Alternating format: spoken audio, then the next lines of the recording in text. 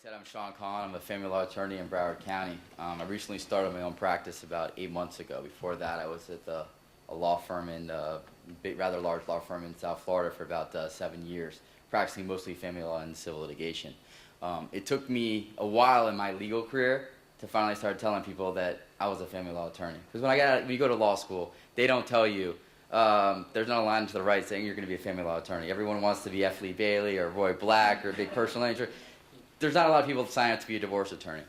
So when that's what I started doing in my practice group, a lot of my friends started asking me, why do you do that? How did that happen? Weren't you a business degree major in college? Didn't you get your MBA when you were in law school? How did it come that you became a divorce attorney? I tell them, it kind of found me, I didn't really find it. I used to be a Broward County prosecutor, and then I joined this other firm, and the partner I worked under, he did family law, so that's what I started doing.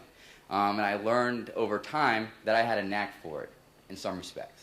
Because not only are you an attorney for your clients, but you're also a counselor. A lot of people that are going through divorce, it's a catastrophic thing. It's like a nuclear bomb just went off in their house. Because usually in a relationship, there's the one person who is ready to leave and has mourned the relationship. And it's the other person who didn't see it coming.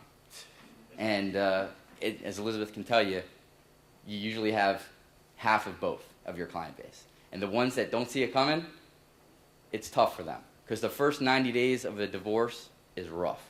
Because what happens is people start learning how to live in separate houses. They start learning how to live on a limited budget, which Rada can talk about, because two households cannot live on the income of one. So there's the new challenges that everyone has to overcome. They have to overcome how to divvy up the responsibilities of parenting. Like Elizabeth was telling, she has a client, and the mother was like, well, it's an infant. How am I supposed to have that? I remember there's a judge, I had a case. My client was a woman. They had a baby. And she was like, well, he can't raise it. He can't be a part of it. And the judge said, you know what? He's a father. He was there. He's got to learn. He's got to figure it out. Well, I mean, we all have kids, and some of us have kids. I have kids. I have two young ones. I have a 4-year-old and a 3-year-old, so they keep me quite busy.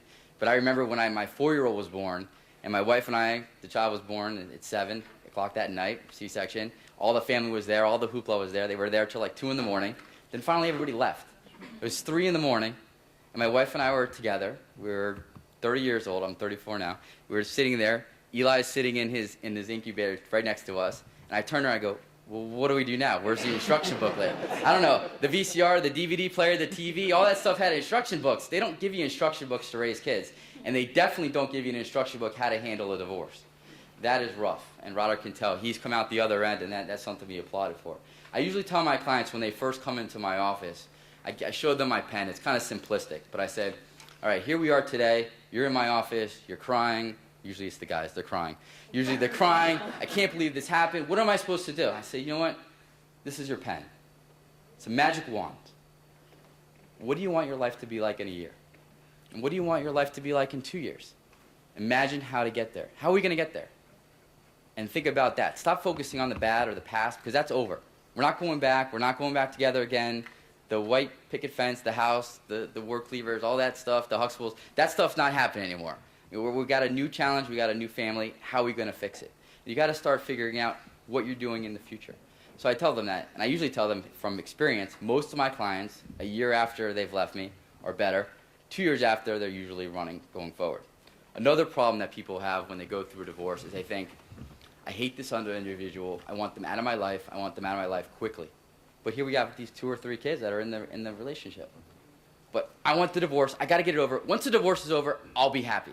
I can't tell you how many times I've heard that. I'm sure Liz, just get me divorced. Please get me divorced. Everything will be fine.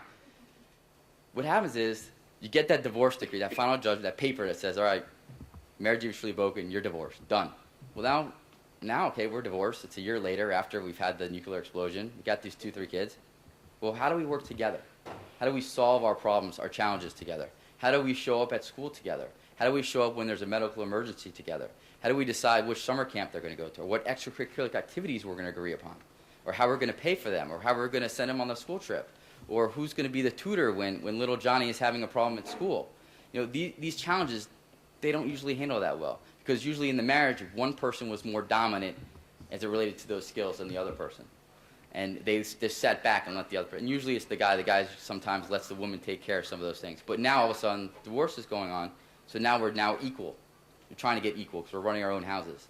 So it's a whole new equilibrium that everyone has to figure out. And it takes some time, and it takes some patience, and it takes some struggle sometimes. But I try to tell my clients a lot when they go through, especially when they have a lot of anger, is that you have to kind of put that aside. You have to think about the kids first. Because all the other little stuff you talk about, all the personal property or the little knickknacks, this doesn't matter.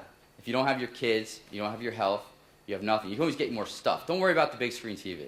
The big screen TV, I can get you another one. Go to Best Buy, I get you another one. Can't get your child again. You can't get back that child.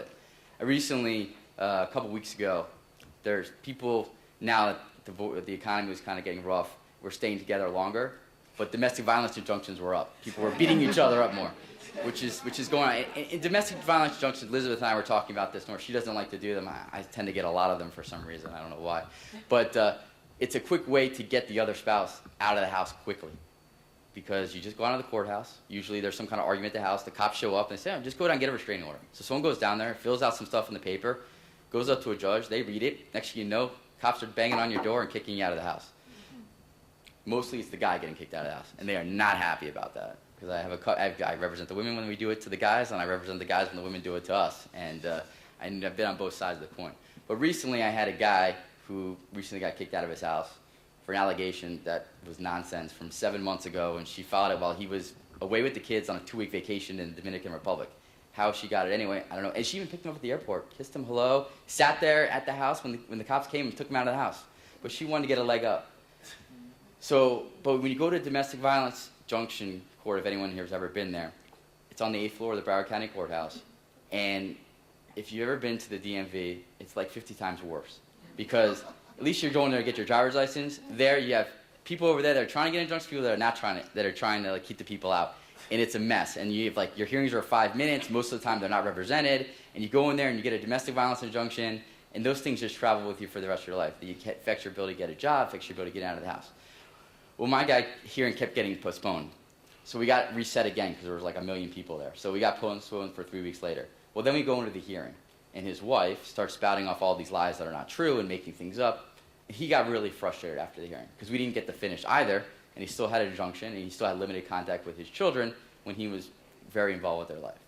So after the hearing, him and I are in the hallway, and he's so distraught. He's like, and it's kind of like what Roderick said the other day, or just recently about, just go to Trinidad and just enjoy the beach. And I don't need this nonsense. I don't need to be put in jail about a domestic violence injunction. I don't need this.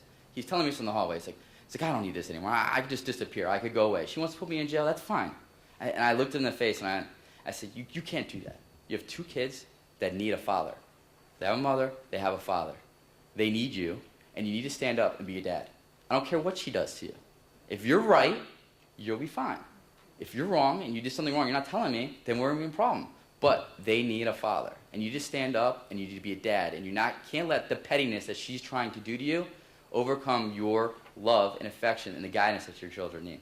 And after 15, 20 minutes of kind of like pounding his head against the wall, I finally talked him down a little bit, and he was okay again. And he's doing much better, and we should be going in a positive track.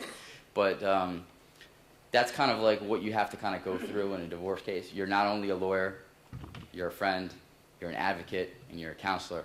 And it's very important that you find the right person as your attorney to go forward as you encounter in your divorce process, because it's a struggle. And just keep remembering what's the most important if you ever go through that problem, is the children are the most important things, because if they don't have a mother and a father that love them and guide them and show them the right way to live, then they're going to be lost. So thank you. I appreciate it.